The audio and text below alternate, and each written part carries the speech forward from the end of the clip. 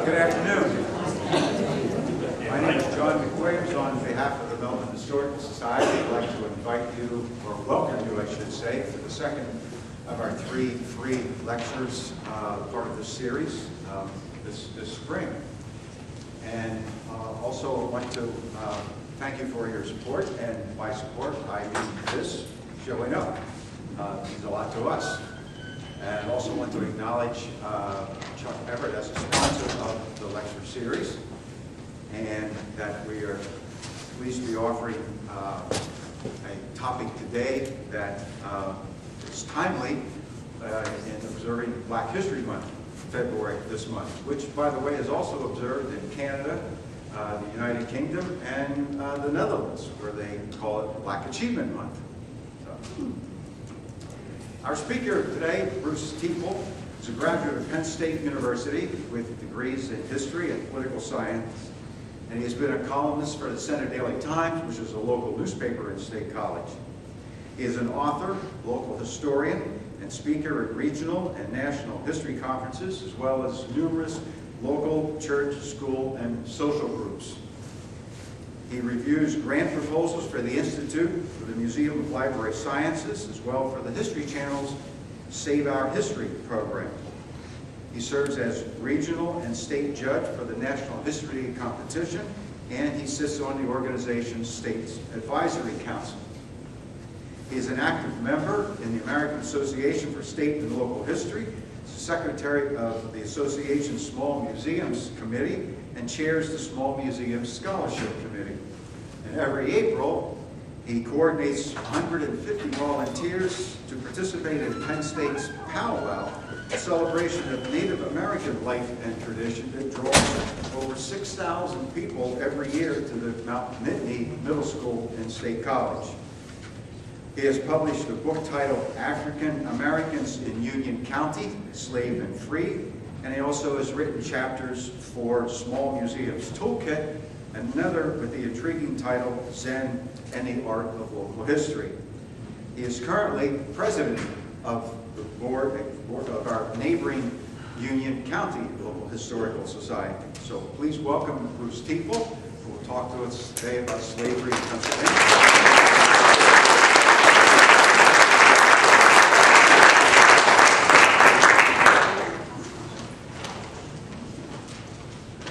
Savage told me the other day that I should make sure I use the microphone, because I guess a lot of people had trouble hearing in the past.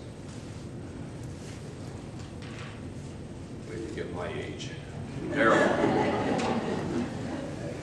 Thank you all for stopping by today and for inviting me to speak. Can everybody hear? Everybody can see the slides okay? Let's start by looking at a copy of a document I found years ago.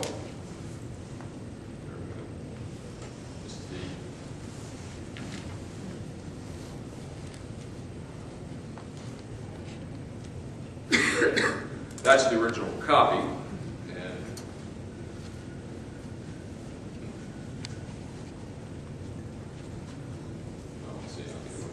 all right. I don't even have a cell phone. That's how low tech. This is an article of agreement between William Hoover in Walker Township, Suffolk County, State of Pennsylvania, and Jacob A. Stover of Haines Township, County and State aforesaid of the other part. The said William Hoover has bargained and sold his right titles and all claims of Alice that he now holds were bought of Jacob Emmerich for the term of 5 years to Jacob A. Stover for the sum of $50, lawful money.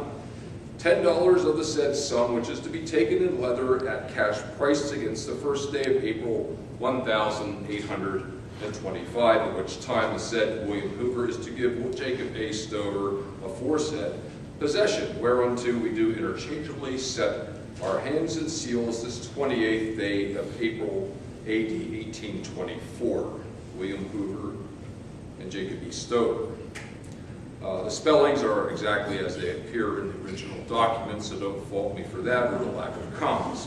Incidentally, I think we can also explain the discrepancy between the Jacob A in the text and the Jacob E in the signature as due to pronunciation. In German, E is pronounced as A. Okay, so what's going on with this document? Let's take a closer look. In April of 1824, we had William Hoover, a farmer from Walker Township in Center County, as one party. Now that's around Hooversburg, just below Lamar.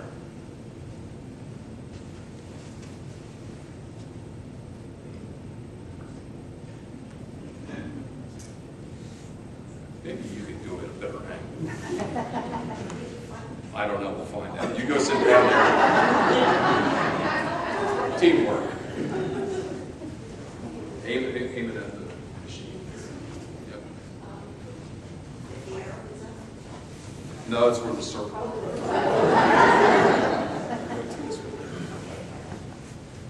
All right.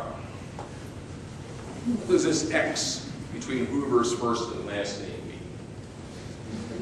You can't read or write. You okay now? Okay. Hoover agrees to sell his right title and all claims of Alice to Jacob Stover at Aaronsburg for $50. 10 of those $50 will be made up as leather goods because Stover is a tanner. Okay. The name Alice is added.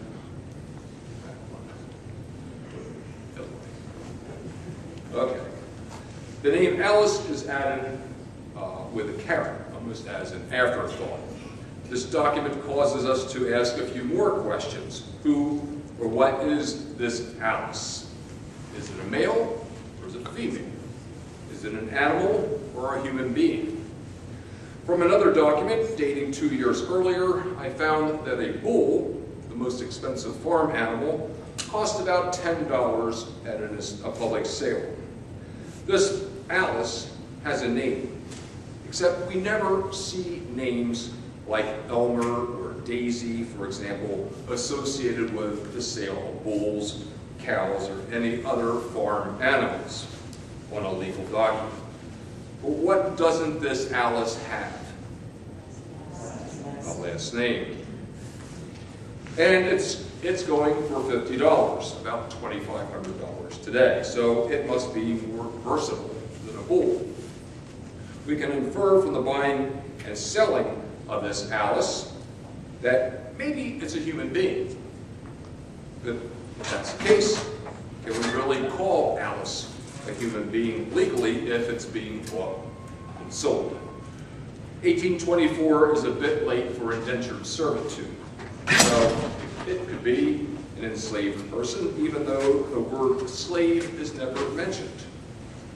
Slave, $50 was the average price for female domestics at the time. Well, why was Alice bought and sold in 1824, 44 years after Pennsylvania passed its first abolition law? And what did this phrase, for the term of 5 years, mean? What was going on here in central Pennsylvania in the early 1800s? You'll notice I kept calling Alice it. There's a reason for that. Because at various times in our history, the legal status of this thing, this Alice as a human being, constantly changes. And that's what we'll explore today. Pennsylvanians of African descent had to experience enormously frustrating changes, generation after generation, on the international, national, as well as local stages. We can trace Pennsylvania's ambivalent attitude toward Africans and enslaved people all the way back to the state's namesake, Admiral Penn, not his Quaker son, William. The king was indebted to the admiral for encouraging enslaved people in Jamaica to overthrow their masters. This is hardly a popular uprising. English masters merely replaced the Spanish ones. And as was the case with many of this country's gentry, the younger Penn owned and preferred enslaved people of African descent at Pennsbury outside of Philadelphia. Many black Pennsylvanians may have been free, but they weren't necessarily equal. For the first 20 years, colonial courts tried blacks black-skinned people and white-skinned people in the same courts under the same laws. As the 1700s began, however, white Pennsylvanians feared a growing black population. A new slave-owning business class in Philadelphia gained more political power. 4,500 enslaved people made up about 2% of Pennsylvania's total population. But Philadelphia's population of enslaved people was considerably more, approximately 10%, with a third of them owned by merchants and shopkeepers. So the legislation established separate race-based courts. All blacks, free and enslaved, had to plead their cases before two juries, one of the defendant's peers and another made up the 6 richest local white men. That way they wanted to be sure, I guess, that justice was served. To give you an idea about the role of skin color during the 1730s, 40s, and 50s, let's look briefly at comments about another group from that period. Imagine a newspaper editor telling his readers that these sort of people who are generally of the most stupid, ignorant sort because they were unwilling to learn English. They stick with their own kind. They speak their own language. They practice their own religion, and they will soon outnumber us. Their swarthy complexion surely offends the purely white people who originally came here.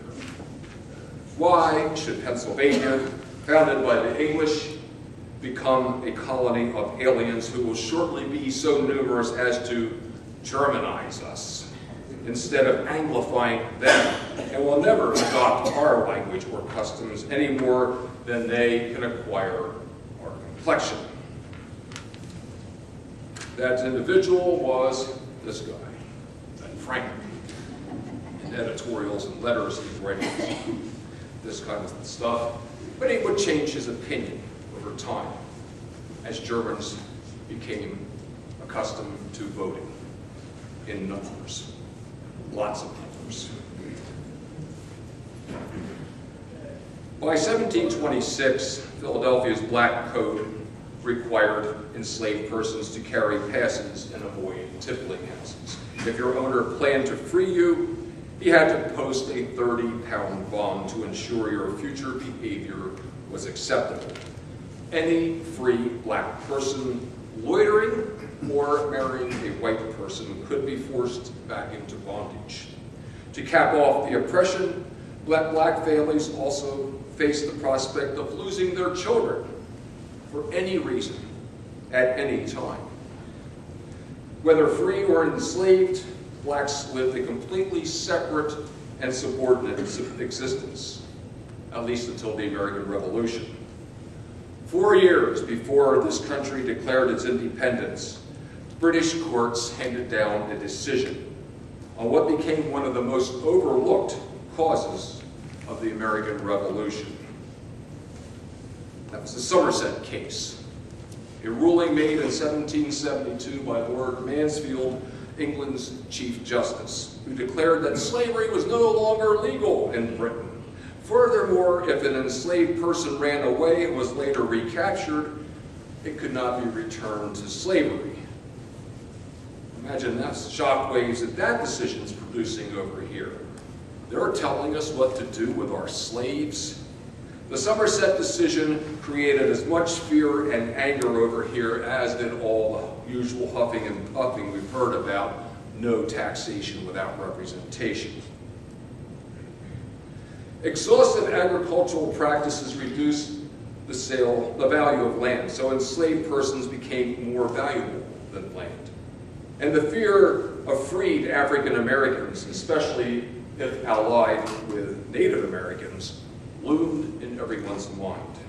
As Robert Parkinson, in his recent book, The Common Cause, has shown, men such as Ben Franklin and Lafayette sought aid from France and looked for something, anything, to unify 13 fractious divided colonies.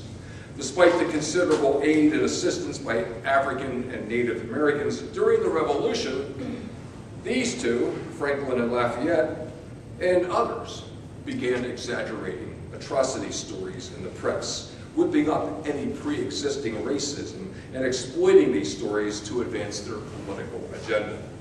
This would be a recurring theme dominating American political discourse over the decades. We've all heard of the rights to life and liberty, but the third right, to the pursuit of happiness, began as the right to property. That was to justify slavery. Why not? Property rights always trumped religious and political beliefs to justify slavery, and we can thank John Locke, theoretician of America's Revolution, and a former investor in Britain's Royal African Company for this. The committee drafting the American Declaration of Independence, strangely enough, they blamed the king. It was his fault, they claimed, that we had slavery foisted upon us. The committee also changed Jefferson's original wording, all men are born free, to all men are created equal. This vaguely acknowledged the plight of both free and enslaved blacks without having to say so outright. But there was never any reason to worry. The Declaration's ringing ideals, the rights to life, liberty, and the pursuit of happiness, would remain just that, ideals. For obvious reasons, the Declaration could never become the law of the land. When we serve in the military, or if we serve as politicians, we always swear to preserve, protect, and defend not the Declaration of Independence, but the Constitution. 1776 was not only the year we declared our national independence, it was also the year Pennsylvania produced its first state constitution. Hailed as the earliest expression of radical yet practical democracy in the Western Hemisphere, this new state constitution was revolutionary for other reasons. All blacks were not just property now in the eyes of the law, they became sort of people again. Everyone, regardless of skin color, was now tried in the same courts. Free blacks could legally read, write, and own property. Everyone, both poor white as well as free black males, could vote. This was not out of altruism or sympathy, but out of a desire to stem corruption. It was a matter of practical politics. There was safety in numbers. Candidates couldn't possibly buy off so many votes. Whatever the motive, this right remained intact in Pennsylvania for the next 50 years. 4 years later, near the end of the Revolution, our state legislature passed a law. It's one of the first attempts in the Western Hemisphere to tackle the issue of slavery. It wasn't a complete abolition. It merely provided some steps toward gradually freeing those of African descent. Pennsylvania always liked to trumpet its abolition law as the nation's first, but compared with other states over the following decade, that step was small and overrated. This was an abolition act mostly in name only. Few took it seriously, few except the courts. Under this law, property rights again took precedence. Slave owners had 6 months to register the name, age, sex, and occupation and place of residence of any slave born after March 1st, 1780. Anyone born before that time would remain enslaved unless the owner freed it. If the child was born to an enslaved mother after that date, it was considered free, but not so fast. That child, called a term slave, had to work its first 28 years. Think about it, because they and their mothers had been slaves, if only for 28 years. Technically, any child of these term slaves could provide free labor until they turned 28, and so on. The system and the money that it made, this could go on forever. The cruelest joke, though, was that, yeah, you'd be free when you turn 28, but if you're black, your average life expectancy was only 33 years. This most likely explains Alice's 24 sale in Center County. Legally, she was one of those term slaves who, as stated in the contract, had 5 years of service left before she turned 28. So she was probably about 23 years of age. Incidentally, Alice and Jacob Stover, the owner, lived in the house next to mine in Aaronsburg. Talk about the girl next door. Census records don't help us get a good grasp of the bigger picture. The official number of enslaved persons in Pennsylvania by 1830 and 1840 appears to drop rapidly, but this is misleading. The true number of enslaved people in Pennsylvania is unknown because the census was listing these enslaved people, these turned slaves, as servants. Unfortunately, this semantic quibbling obscures two other critical points: that the courts only addressed cases brought up before them, and two, we have no idea how ignorance of the law kept many legally free black children in bondage. Okay. No wonder it took 2 generations for this law to actually free it. Few owners lost money because they merely sold their slaves off in New Jersey, Delaware, and Maryland. Pennsylvania's legislature and courts constantly had to address the problem of slave owners circumventing the law. Over time, the courts slowly determined that owners could no longer haul pregnant mothers over the border into slave states. If you forgot to register that slave mother or child, both had to be set free. If you changed the name of your slaves after registration, they also had to be freed. Slave holders could also lose their property if they did not provide precise birth dates when registering enslaved children. And enslaved couples could not be separated by more than 10 miles. Pennsylvania's abolition acts opened up a host of other problems.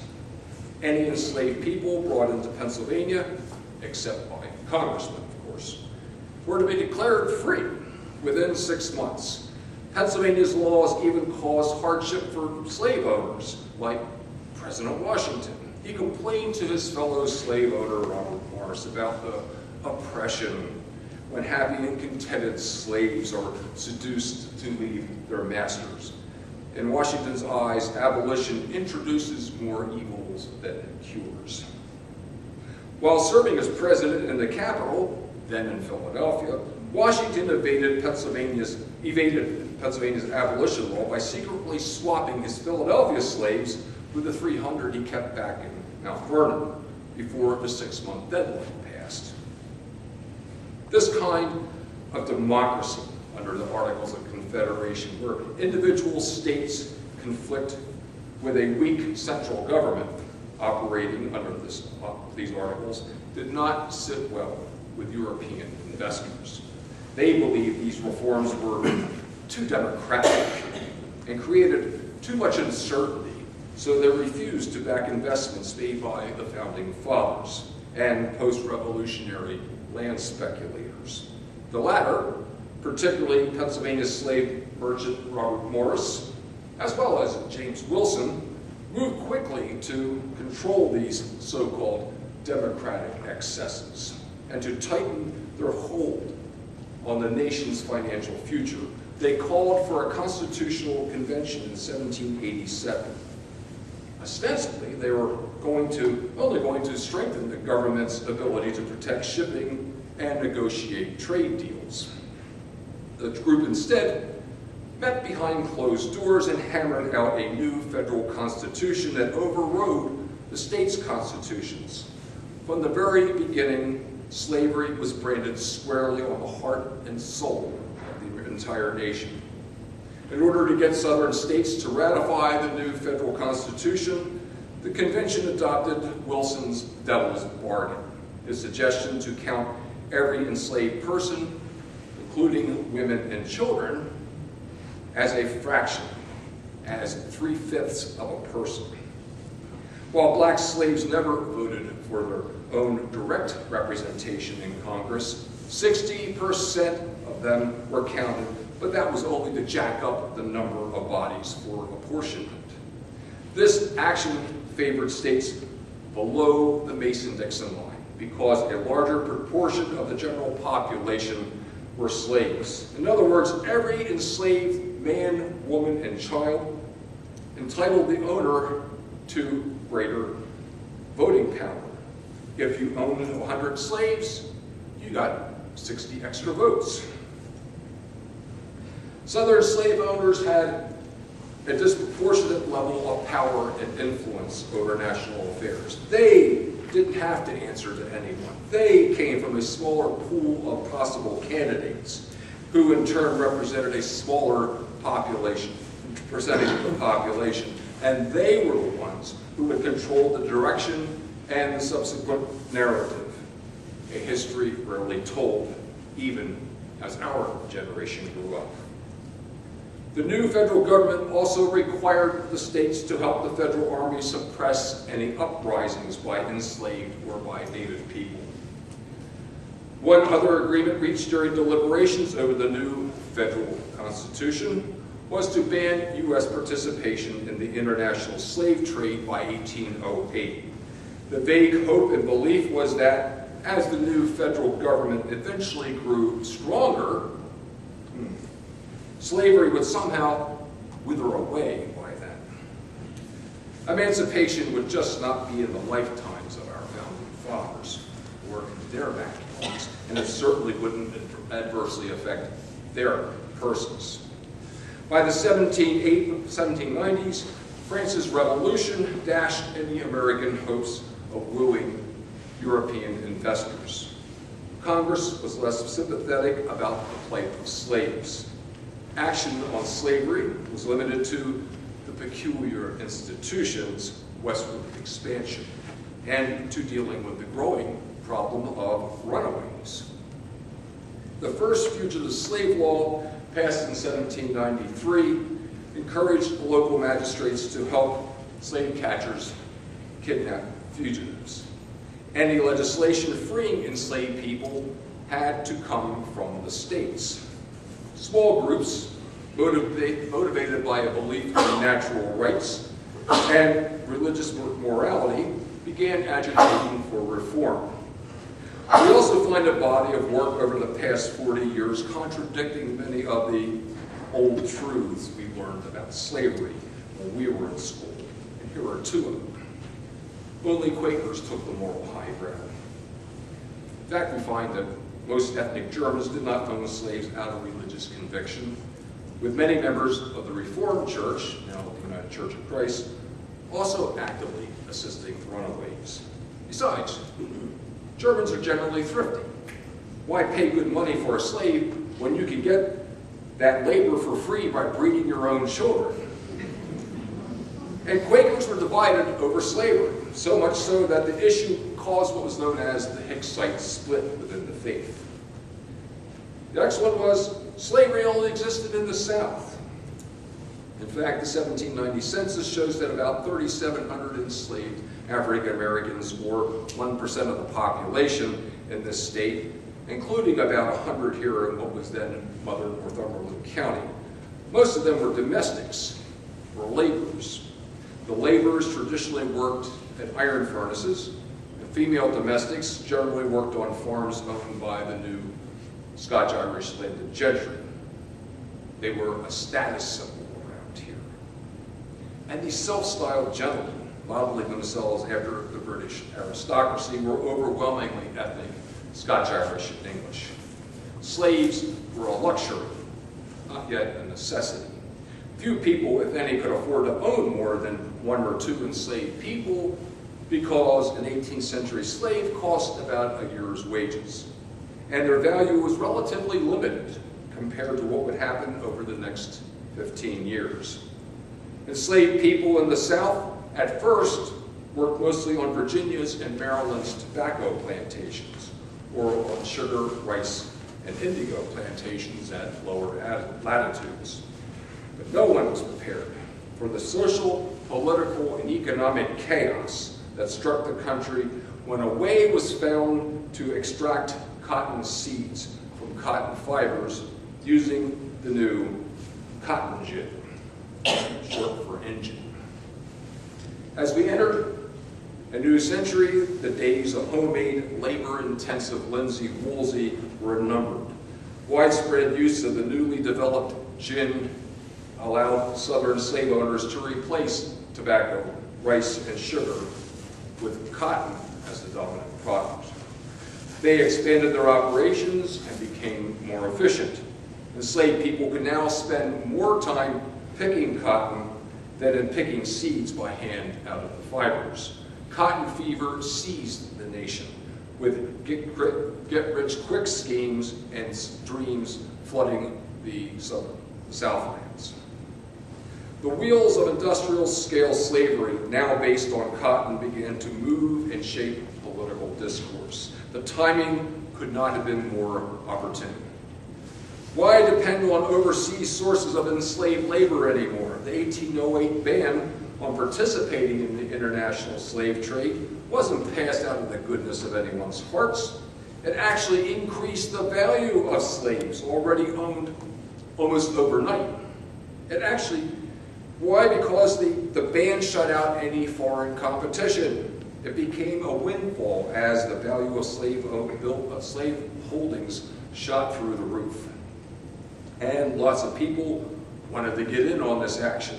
Now, you could breed your own slaves. You could mass produce them for free and for sale. They weren't just enslaved workers anymore, laboring for free. They were now seen as human capital, as investments, as actual commodities, as things to be bought and sold, except now it was on an unprecedented scale because the demand for this labor to grow and pick cotton had exploded. Out of 12.5 million African Americans that came to this hemisphere, only about 500,000 actually landed on our shores before the international ban.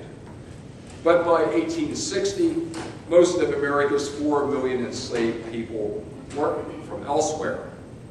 They were born here. Why pay for something that you can get for free? What accounted for this 8-fold increase in our country's slave population?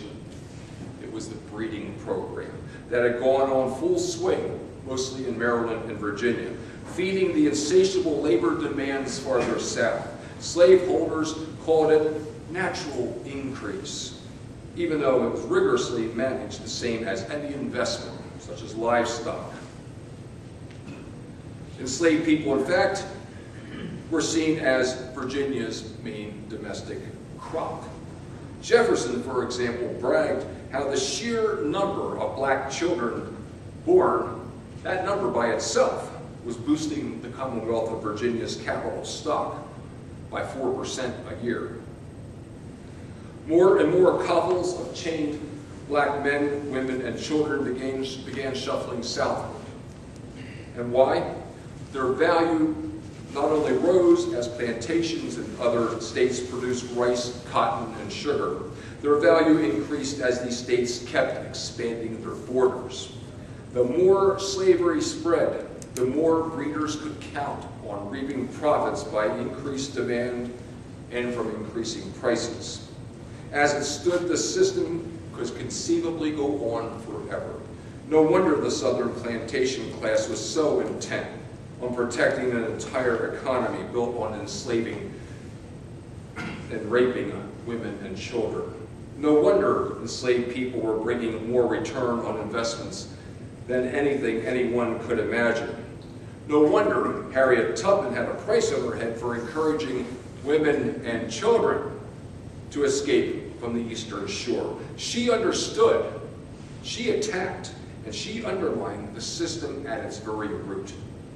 That was the breeding program. Think of all those laws passed by state and national legislature. They merely maintained and fine-tuned this great machine, this slavery, this smugly dismissed as our peculiar institution. Now, runaways had always been a problem. They just weren't organized on any great scale until the Underground Railroad began to form in the 1830s. This was a loose network, predominantly of free black people informally helping runaways.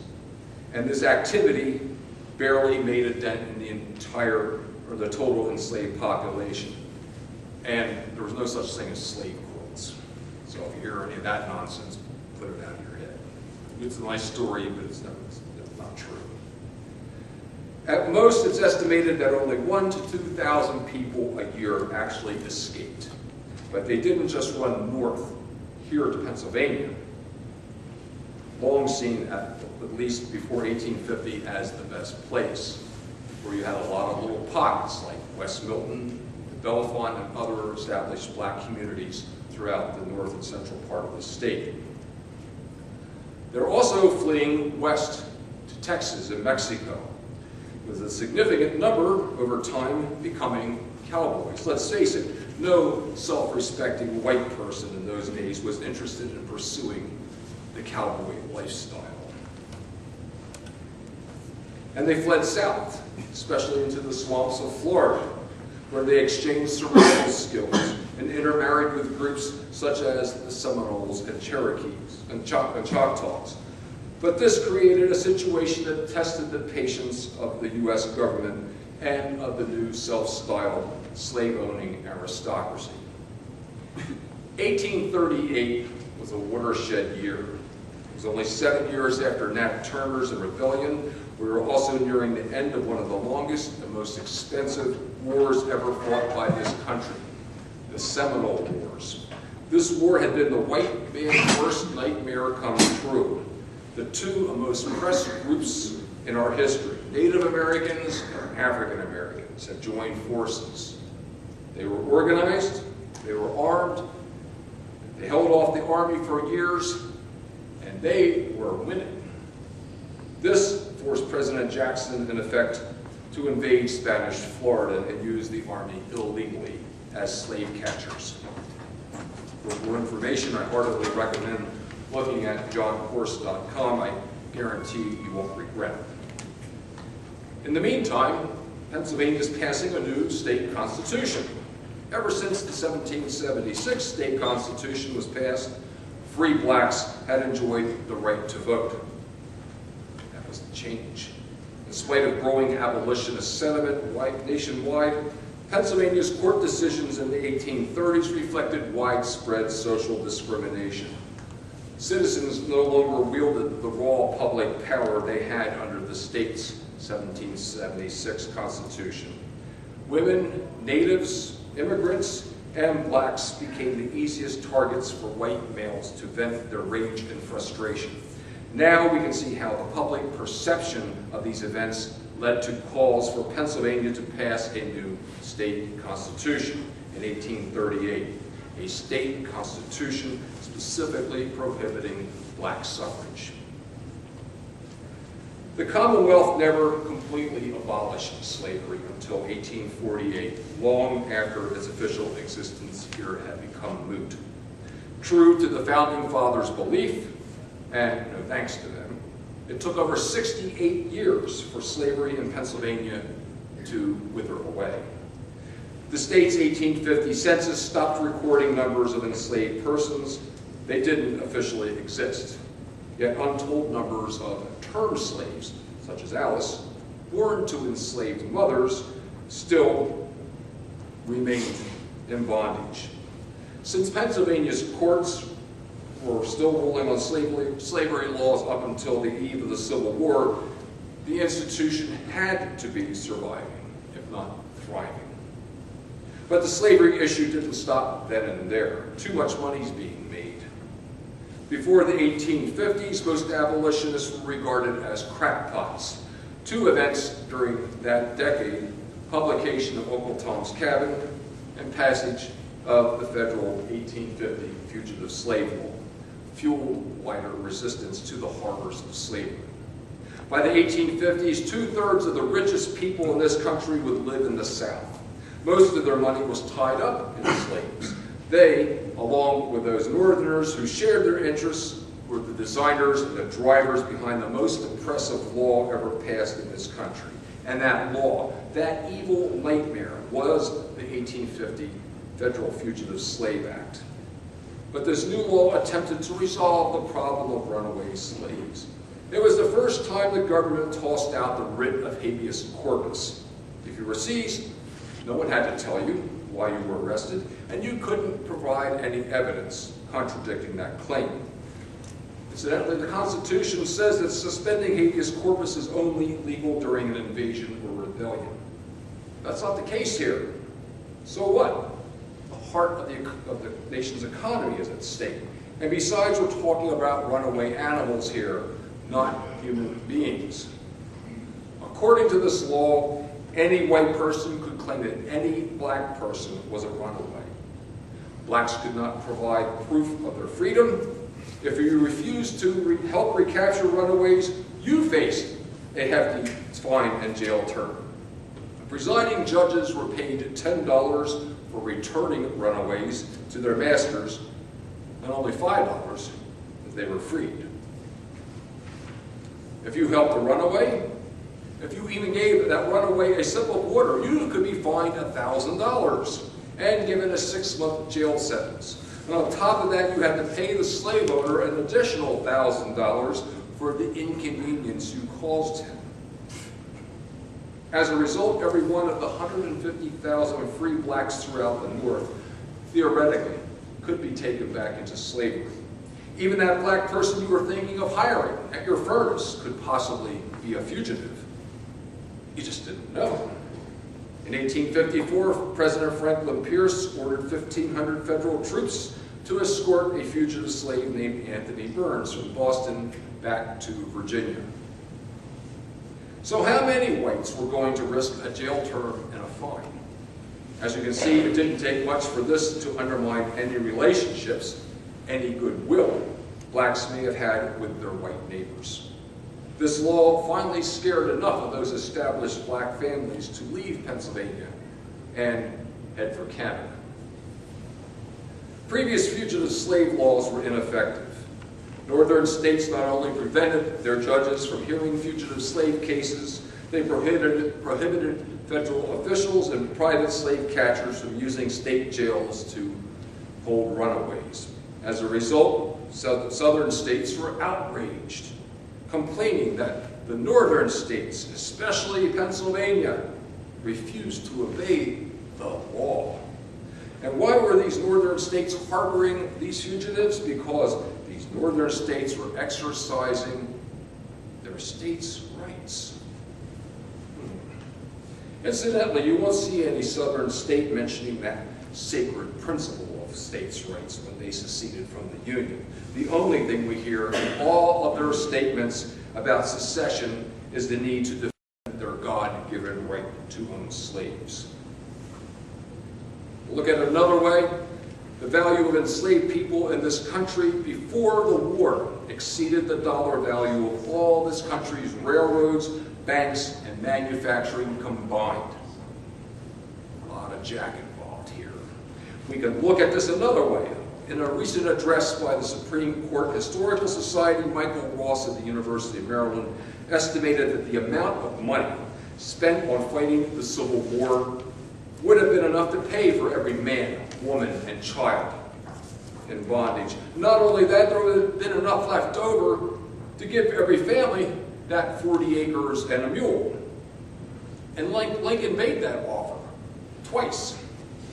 The law had created both a refuge and a stacked deck. It took another 100 years for the courts to break the lack of resolve and become a potent weapon in the quest for social justice. Look at it this way. A piano has 88 keys. Would you prefer to have the music of Duke Ellington or Chopin come off of that piano to elevate your heart and soul? Or would you rather listen to a 6-year-old pound out chopsticks over and over again and again.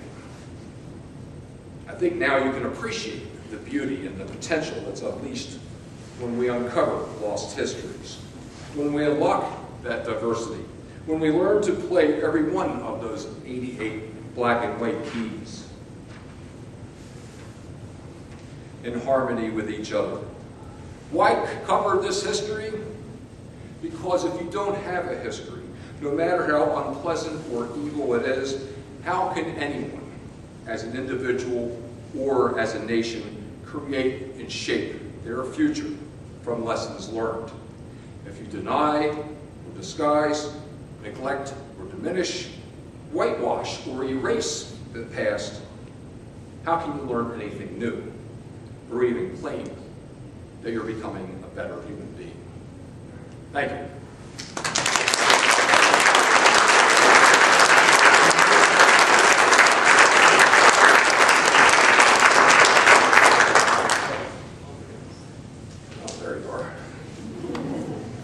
Anyone have any questions, comments, criticism, complaint?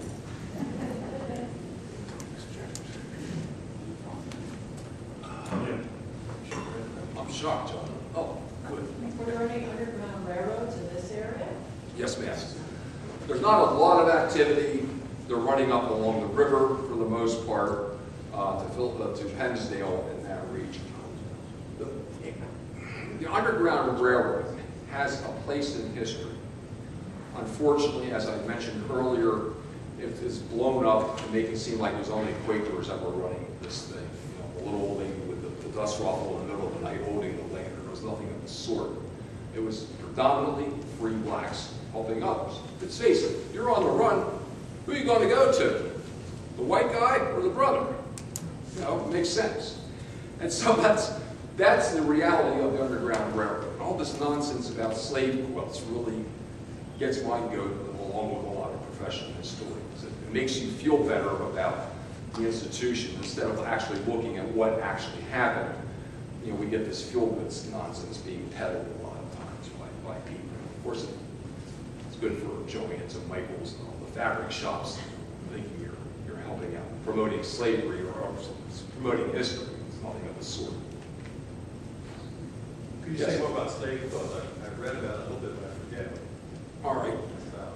About 25 years ago, there was a woman who went to a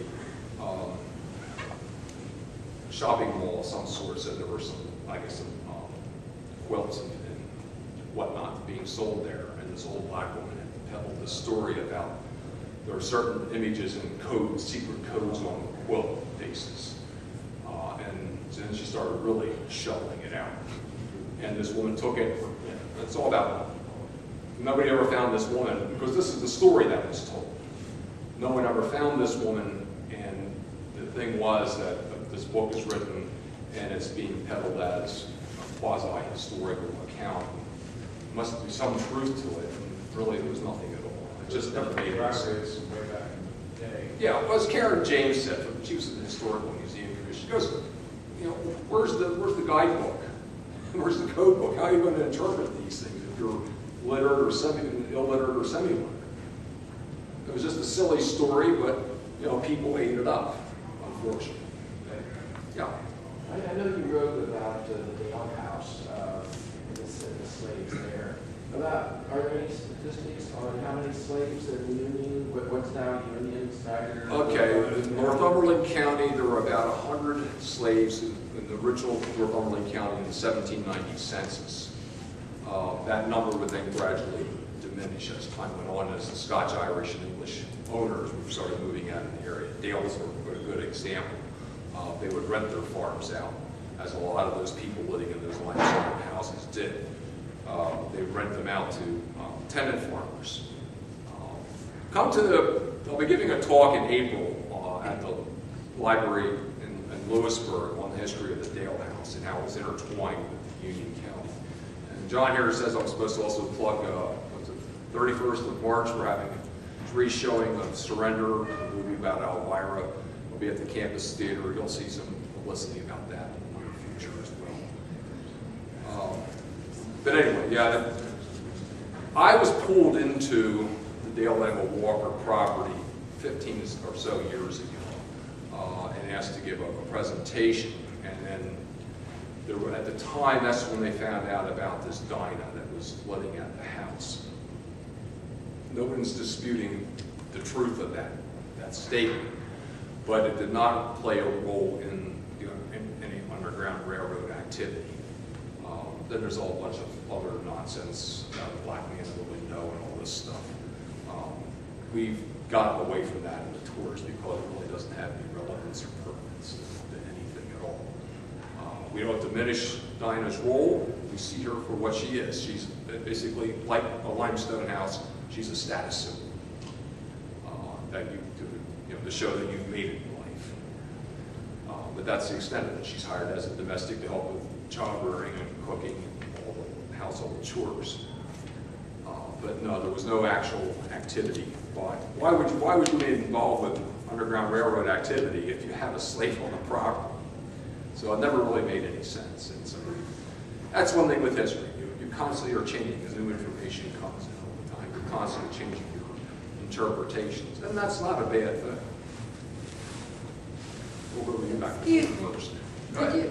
Could you hold the microphone a little closer? Oh, I'm sorry. I'm losing the question and answer. Okay. Yeah, the McClure House in Lewisburg claims to be part of the Underground Railroad. Do you have any additional information on what really was there? Let's put it this way, local history, a lot of times it's seeing whose manure fork is bigger. I'm not saying that it wasn't involved, although I did see an article in a newspaper from 1912 where there was a barn, I think on 522, that was supposed to have captured slaves, I guess enough for 50 slaves and manacles and all sorts of, falling for that one. Or that people were keeping their slaves. Nobody had 50 slaves around here. They were just too expensive. That would have been something down south you had. You wouldn't need 50 slaves around here for the size of these farms. Especially if you can breed your own kids. Yes? Excuse me, accurate to say that Pennsylvania, the northern states' position on abolishing slavery, etc., was based on geography at the time?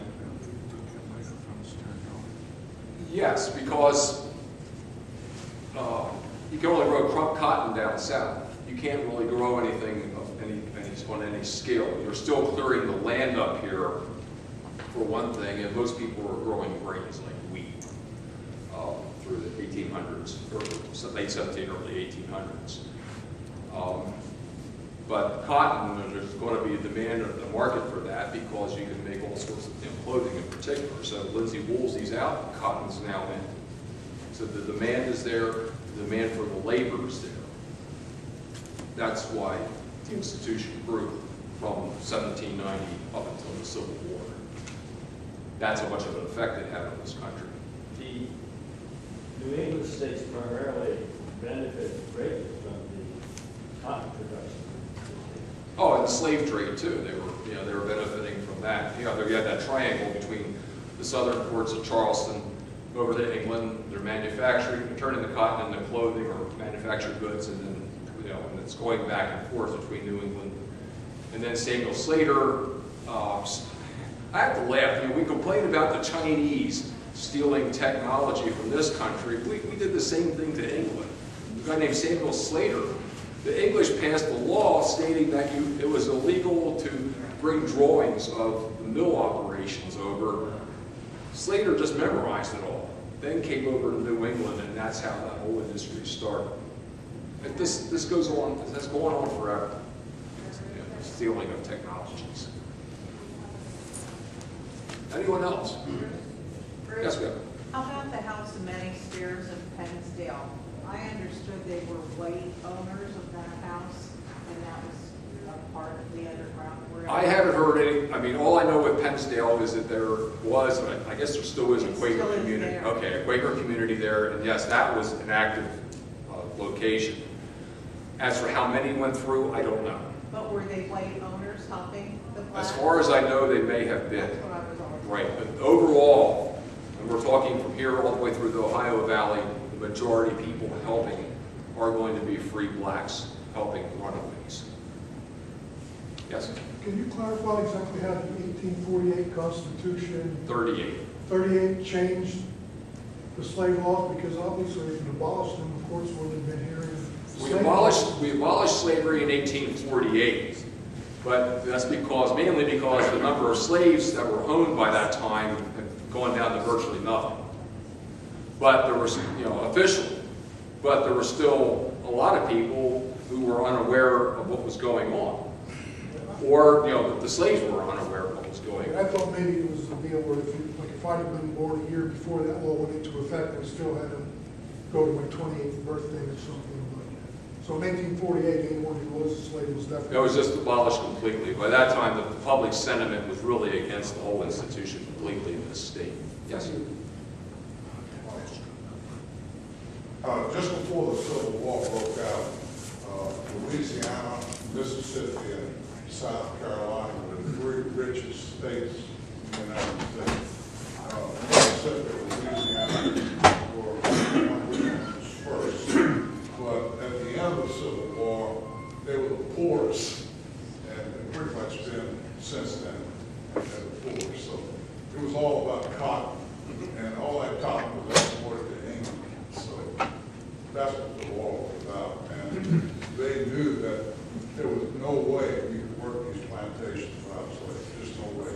And your productivity went up as time went on because you had about the same number of slaves producing more and more productivity.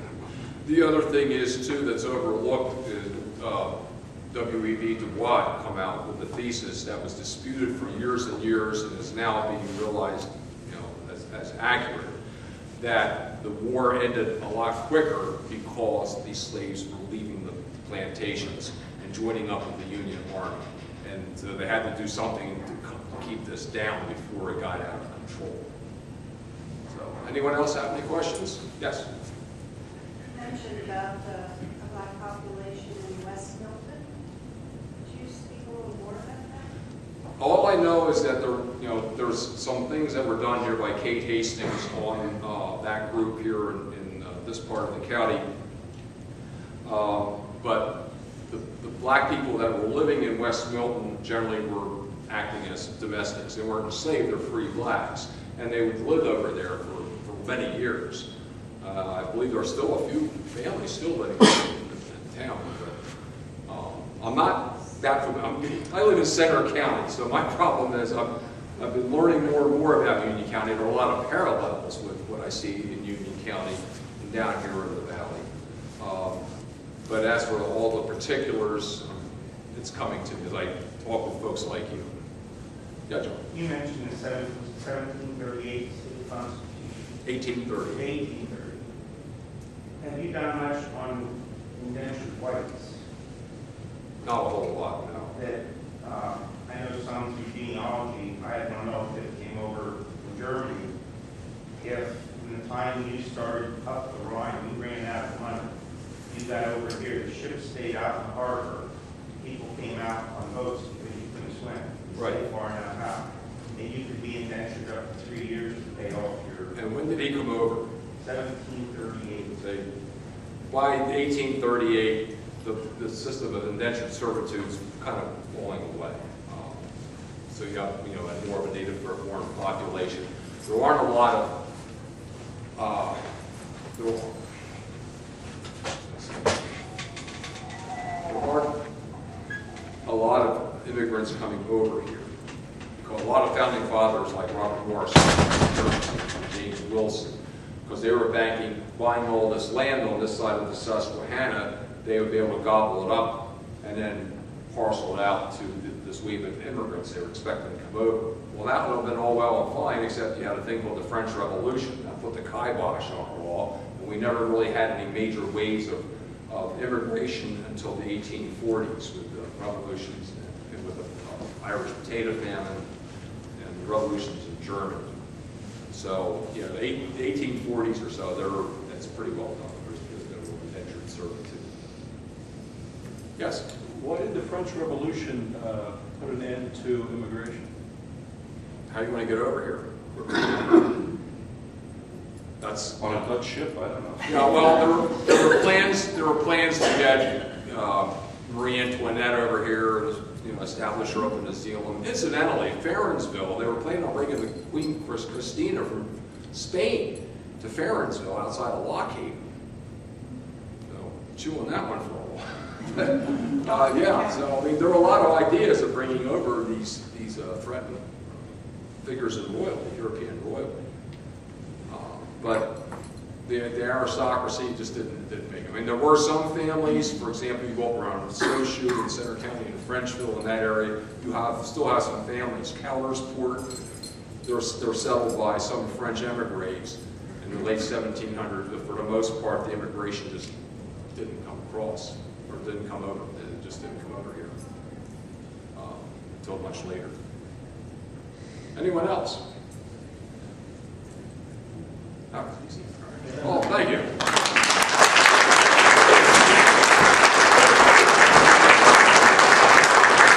Thank you very much, Bruce. Appreciate that, and appreciate you coming today again to support us.